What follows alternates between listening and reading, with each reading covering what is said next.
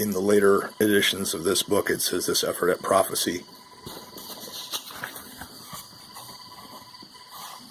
Okay, so I've been asked to respond to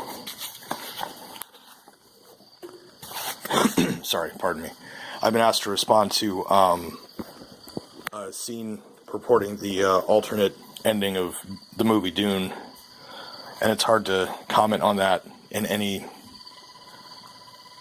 reasonable short amount of time. There's so much to say about the movie. I love the movie.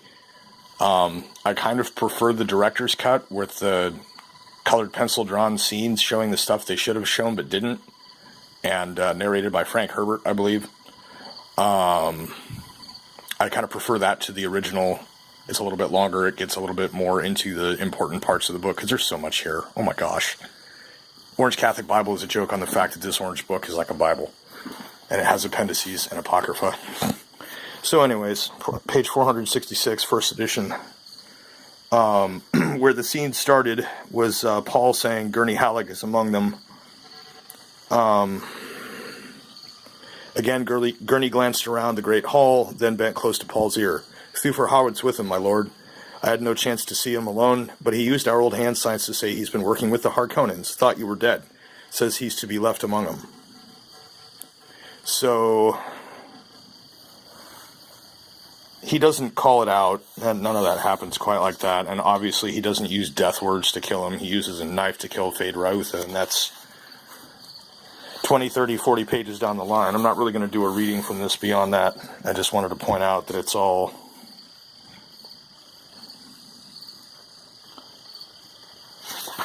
lot deeper and more than that. I know that the alternate ending, I think, was a little bit closer to the book ending, but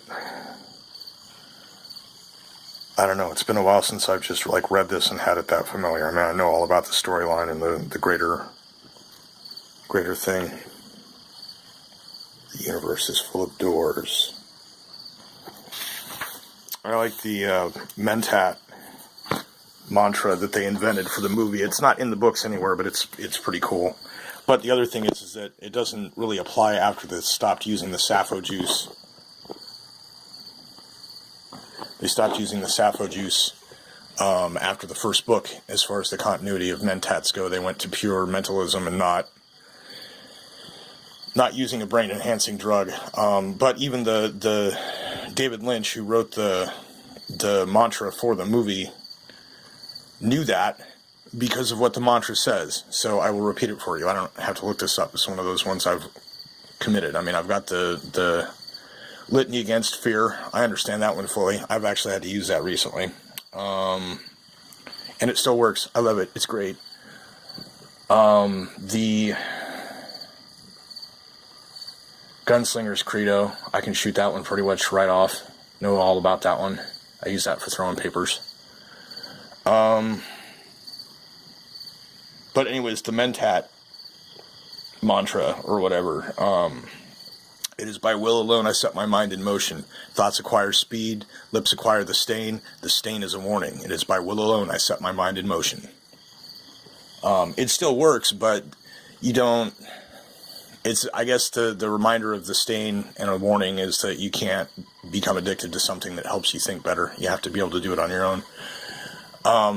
But, it's really cool because, will is thought. So by thought power, I put my mind in motion. It self-motivates.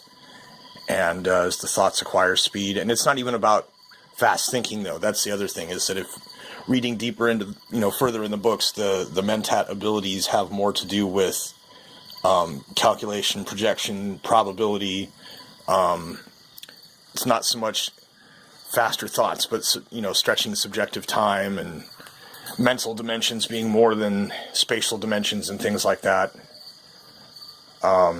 In the very later books, they talk about the mirrors at the very center, that you want to beware not to stare into the mirror. The only way I've ever encountered anything like that is kind of a mirrored orb at the center of a part of my consciousness, not at the very center, but it's kind of like an event horizon, like you don't want to get too close. But anyways, yeah, it's Oh, Thoofer. I don't know. It's hard to say what I think about the alternate ending of the movie. Like I said, it's very different from the book. I think the movie ending was just, I think they omitted Thoofer showing up and pulling his heart plug. And I think they had the venom thing, but not the heart plug, or I don't know. He just was working for them. Maybe that was what it was.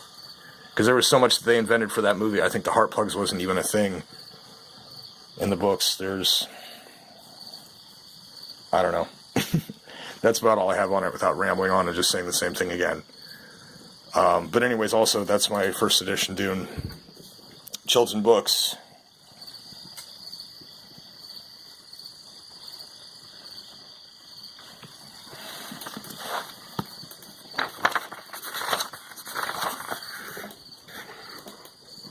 Chilton Book Company. I don't think that I have...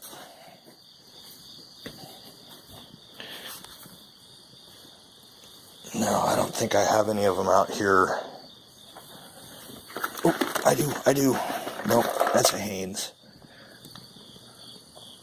See, if you do any automotive repair for yourself, you do yourself well to get a repair manual for your book, which is a complete teardown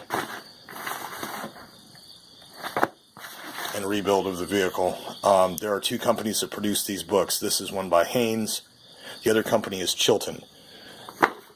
They literally basically don't print anything else but those kind of books, and that was the only publishing company that would publish Frank Herbert's novel the first time. So when this book came out, that is the only company that would do it.